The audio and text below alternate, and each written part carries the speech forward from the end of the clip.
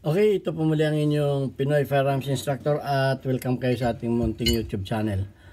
At maraming salamat sa ating 37,200 plus na mga subscribers dahil patuloy tayong nadadagdagan at maraming salamat din sa mga hindi nag-isip ng ads dahil tayo ay isang charity vlogger na may 6 na estudyante na tinutulungan na mga anak ng mga single parent para makapag-aral. At meron ditong isang, bago ko basahin ang ating topic ay gusto ko munang ipanood sa inyo ang isang estudyante na ating natulungan sa pamamagitan ng ating mga sponsor. Po sa lahat, ako po ay nagpapasalamat kay Alfredo Isidro at si Conrado Eulalio sa kanilang pagbigay ng allowance at nagpapasalamat rin po ako sa subscribers ng Pinoy Firearms Instructor. God bless po at maraming salamat po. Okay, ayan po ang isang anak ng single parent na natulungan natin sa pamamagitan nating mga sponsor. Ayan, at gusto ko muna, bago tayo magpasalamat sa ating mga sponsor, gusto ko lang munang basahin ang katanungan at request ni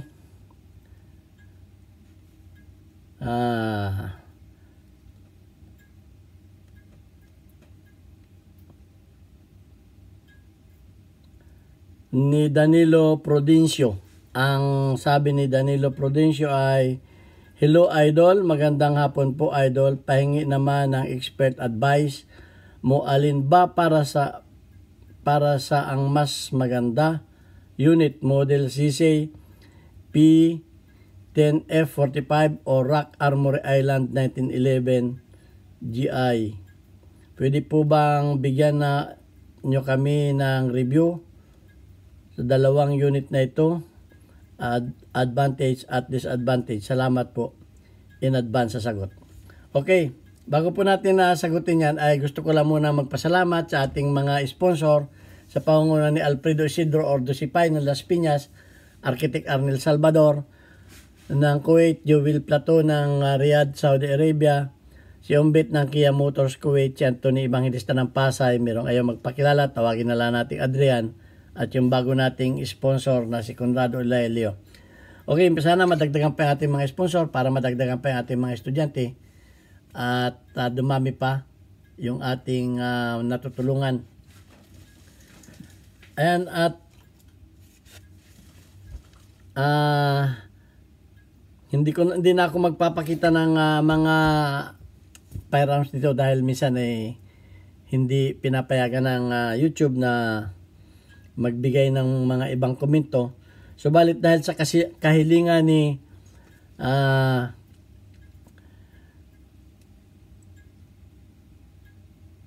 sa kahilingan ni sino to? Si Danilo Prudencio ay nagbibigay lang tayo ng ating ang tawag dito advice o ating opinion ko ito. Alam ko na kanya-kanya naman tayo ng kaya ako nababas Siyempre kanya-kanya tayo ng opinion. Okay, kung pwede rin kayong pwede rin kayong mag-comment ng inyong opinion, wala namang problema 'yon. Pero siyempre sa aking experience, ito ang experience ko, hindi ko alam ang mga experience ninyo. Okay, unahin na natin yung sa CC. Okay, pagdating sa performance ng CC, wala naman akong dyan. Kasi may mga CC din kami dito. Wala naman akong ibig sabihin na issue pagdating sa performance ng CC. Okay, yung sinasabi naman ng iba sa performance ng 1911, may nabasa pa nga ako sa Facebook na sabi niya, normal lang daw sa CC11 yung nagmamalfunction. Yun naman ang yun naman ang sabi nila. Normal lang daw na may naiiwan na isang bala sa magazine. Okay, pag ang isang baril ay nagmalfunction, wala sa tuno yan. Parang gitara yan. Pag yan ay naging sintonado, wala sa tuno yan. Okay. So, Sa sisi, ang masasabi ko lamang ay sa performance, wala tayong masasabing performance. Sa 1911, maraming nagsasabi na hindi maganda ang performance. Pero ipapaliwanag ko yan kung bakit. Okay, ang iano ko lang dito ay sa tibay. Dahil kukuha ko na sisi dito.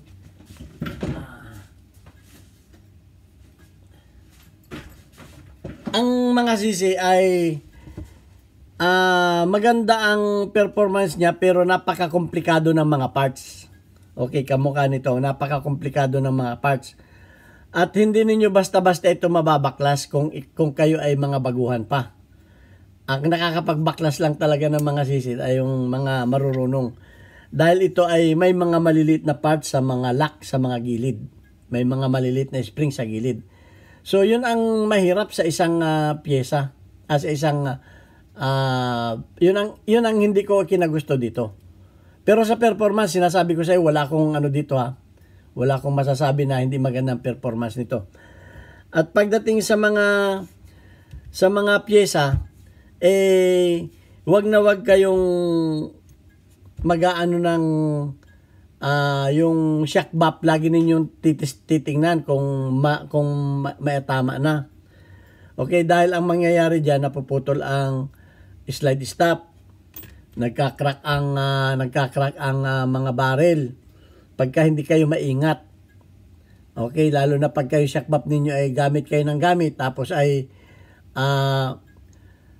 hindi ninyo alam, nasisira na. So, ang mga nasisira ito, at saka ito nasisira dahil ito magkalaban Ito. Yan. At ang isa pa ay napakaliit ng dulo ng firing pin. Napakaliit ng dulo ng firing pin ito. Kaya ang nangyayari, minsan napuputol. So, pagdating sa tibay, ang ibig ko sabihin, pagdating sa tibay ay sa 1911 ako pagdating sa tibay. Yun aking masasabi. At dito naman sa dapat magkakamiron kayo ng mga reservang parts katulad ng slide stop, shock buffer, firing pin. Yan ang mga At saka ito, ang daming mga spring nito. Dito pa lang may spring na ditong may spring na dito na dalawa. Isang spring dito. Okay? So, kumbaga masalimuot ang pyesa nito ng sisi. At ang isa pa, pagdating sa competition, marami talaga ang gusto ng sisi sa competition. Dahil ito ay may mabibili ka nito na kit. Mapapalitan mo ito ng kit ito. Ito ay pangmayaman itong baril na to. Pangmayaman. Kumbaga ang 1911 ay pang mga common lang. Kasi ito marami ka ditong pwedeng palitan para mo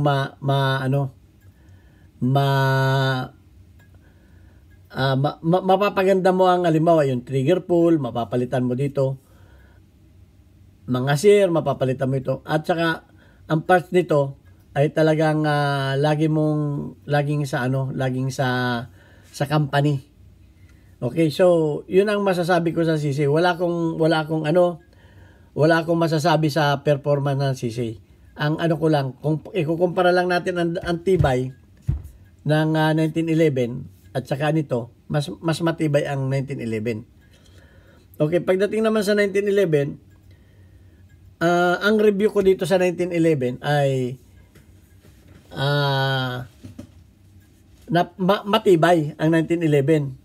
At doon sa mga issue ng mga nagmamalfunction o ay dahil sa hindi naka-tune up ang inyong 1911. Kasi ang kagandahan ng 1911, kung minor load, major load ang gagamitin mo, may mabibili kang spring na para nakatugma sa iyong bala na gagamitin. Okay? Madali siyang i-modified, lagyan mo ng compensator, lagyan mo ng mga sari-sari. Where else dito ay kumbaga mahirap itong i-modified itong ano. Pero yung ano kasi niya, yung pagka-finish kasi niya ay parang modified na rin. May beaver tail na. Ayan, kamukha na nakabuilt in ng beaver tail. Okay, at maganda siyang gamitin. Wala akong masabi dito. Ang issue ko lang dito ay tibay. Okay? Ang issue ko lang dito ay tibay. Sa mga 1911, yung mga hindi ako naniniwala kasi sa 1911 na yung isa na sabi nila ng mga Batangalin. Kasi nung binasa ko ang history ng 1911, noong 1910, ang ano nito, ang talagang final test noong 1910, December yata yung 1910. At ito ay bago ibigay sa mga US Army, sa mga military, tinesting ito ng 10,000 na bala. 10,000 na bala. 2 araw na testing yan. Pinapahingahan lang nila pag sobrang init na yung ano, yung baril. So, ang sabi dun sa history yung inano ko, ay not even one single malfunction ang nangyari doon sa 10,000 na bala. Mantakin nyo yun ha. Siyempre, maybe pagka madumi na, nililinis din nila yun, siyempre. At saka pinapahinga nila pagka mainit na yun ang sabi sa ano. Pero ang sabi nga ay walang ano, kaya nung 1911 ay ipinagamit na ito sa mga US Army, kaya 1911 ang tawag dito. Ibinigay na ito sa mga US Army, in-issue na ng Amerika sa mga Army. Kaya ito ang tinawag na iconic pistol. Iconic handgun o iconic pistol. Excuse me. Yang 1911. So yun ang masasabi ko. Yung mga nag-i-issue ng mga pagbabatangal sa ano, kasi nga, ang 1911, napakaraming kumpanya ang gumawa na. Maraming kumpanya, nag-umpisa sa Colt. Marami ng kumpanya, kaya ngayon, may mga Rock Island na yan. Basta marami nang gumawa ng 1911.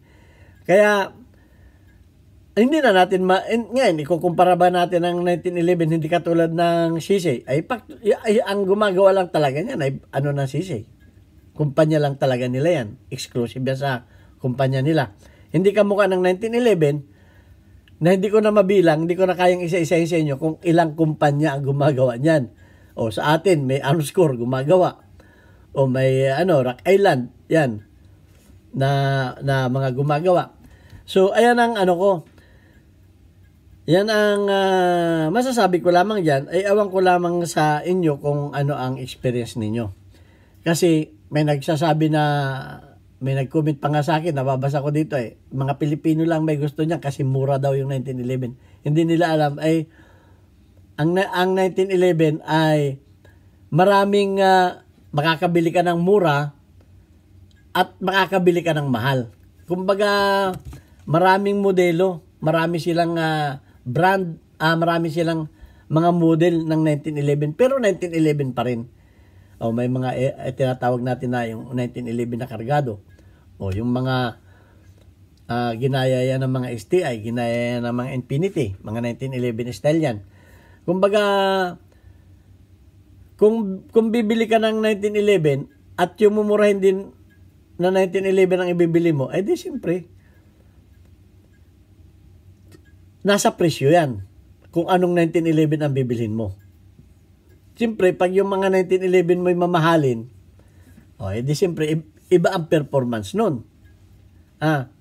Hindi na ako magsasabi ng mga company na nagsasabi niyan. Meron din namang tinatawag na 1911 na yung tinatawag natin na yung budget meal. May mga budget meal. At may mga 1911 na super mahal din.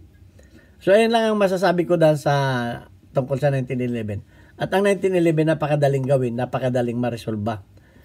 At may madali siyang magpalit ng spring kung ang bala mo ay minor load. Magpapalit ka lang ng 14 pounds, 12 pounds. Ang standard ay 16 pounds, kung P+, 18 pounds. Ganyan. Madali ka magpalit ng ano. At apakadaling linisan, apakadaling baklasin. Hindi ka mukha nitong mga ganitong baril, wag kayong kung wala kayong experience dito, ay mahihirapan kayo nito, magbaklas nito. Dahil may naging experience ako dito na may nagbaklas nito, hindi na kayang ibalik. So, ayan. At yun lang ang masasabi ko. Kung ano man ang choice ninyo, nasa sa inyo yan. Basta't ang sa akin lamang ay kung bibili kayo original. Okay, may nag-comment dito. Papahabol ko lang yung comment.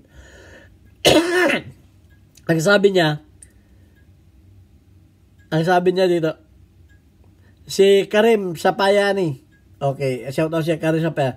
Ang sabi niya, bakit daw ang ipinapakita ko ay puro original at ang mga ginagawa ko ay puro original? Ibig sabihin daw, walang nasisirang fake o walang nasisirang paltik dahil puro original sira ko. Ay wala naman dito sa Kuwait. Kaya nga sinasabi ko palagi sa aking mga videos na ako'y nasa Kuwait. Huwag niyo ako hanapin sa Pilipinas dahil dito ako nagtatrabaho. Pag nahulihan ka dito ng fake, makukulong ka. Wala ditong fake. At saka hindi gagamit ng fake ang mga Arabo. So yun lang ang masasabi ko sa iyo. Wala talaga akong magagawang fake. At saka hindi naman ako tatanggap ng fake. Unang-una ang fake, wala lisensya.